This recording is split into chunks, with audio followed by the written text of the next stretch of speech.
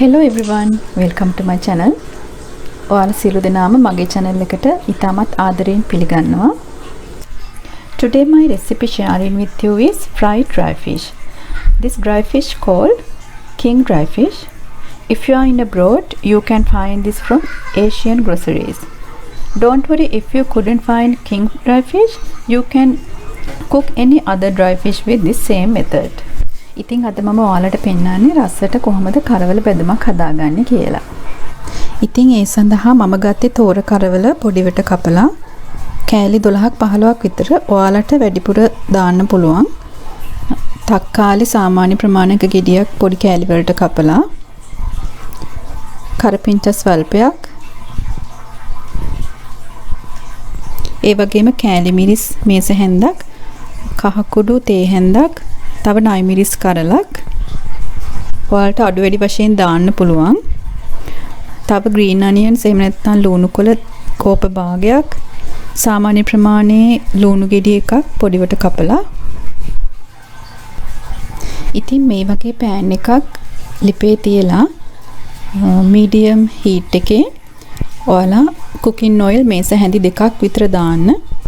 තෙල් හොඳින් රත් වීගෙන එන විට කරවල කැබලි ටිකේ තෙල් වලට දාලා හොඳින් බැද ගන්න ඕන. හැබැයි ගොඩක් වෙලා බදින්නෙත් නැහැ.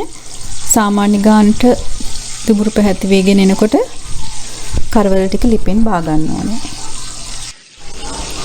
ඉතින් මට ඔයාලට මුලින්ම මතක් කරන්න බැරි වුණා මේ කරවල පිරිසිදු කර ගන්නකොට හොඳට දෙහි ටිකක් දාලා සෝදගත්තාම හොඳයි.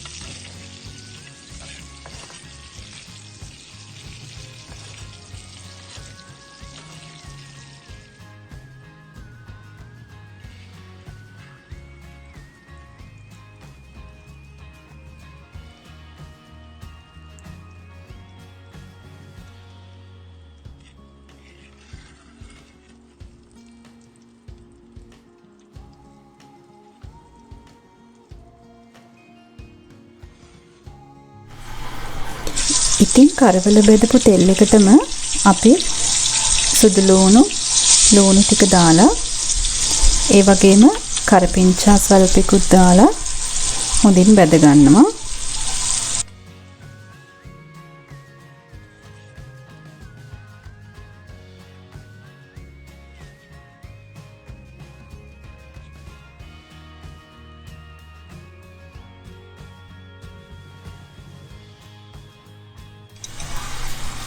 ඉතින් මේ වගේ ටික වෙලාවක් බැදීගෙන එනකොටම අපි කහ තේ හැන්දක් දානවා.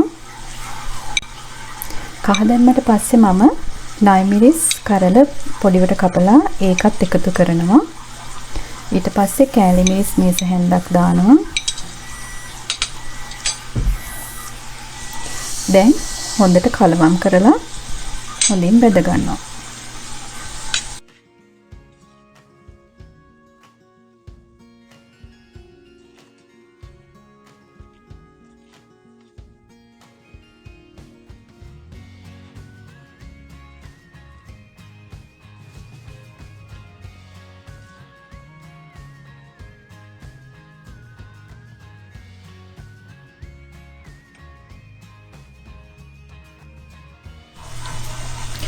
ඒ විදිහට විනාඩි 3ක් 4ක් විතර හොඳින් ලුණු ටික බැදීගෙන එනකොටම මම ලුණු ස්වල්පයක් එකතු කරනවා.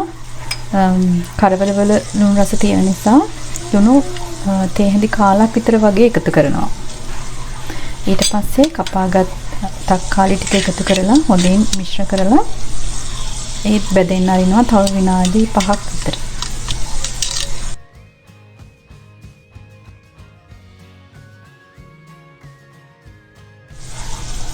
තක්කාලි ටිකත් සාමාන්‍ය ප්‍රමාණයෙන් බෙදීගෙන එනකොටම මම කරවල ටික එකතු කරනවා. කරවල ටික එකතු කරලා හොඳින් මිශ්‍ර කරමින් තව විනාඩි 5ක් බෙද ගන්නවා.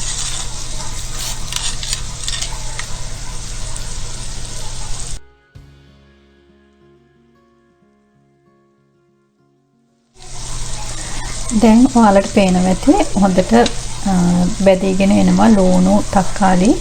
ඒ අතරතුර මම කපාගත්ත green onions ටික එකතු කරනවා. green onions දාලා ගොඩක් වෙලා මම බදින්නේ නැහැ.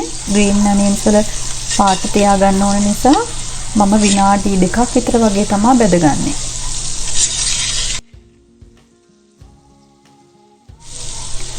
ඉතින් විනාඩි 2කට පස්සේ මම ගෑස් එක ඔෆ් කරනවා. දැන් ඔයාලට පේනවා ඇති කරවලට හරිම ලස්සන පාටකට තියෙනවා. දැන් නම් ඉතින් හරිම සුවඳයි. ඒ වගේම ඔයාලා මේක හදලා බලන්න හරිම රසයි. I hope you all enjoy my recipe. Please try it and comment below if you have any question regarding the recipe. See you again in my next video. Thank you.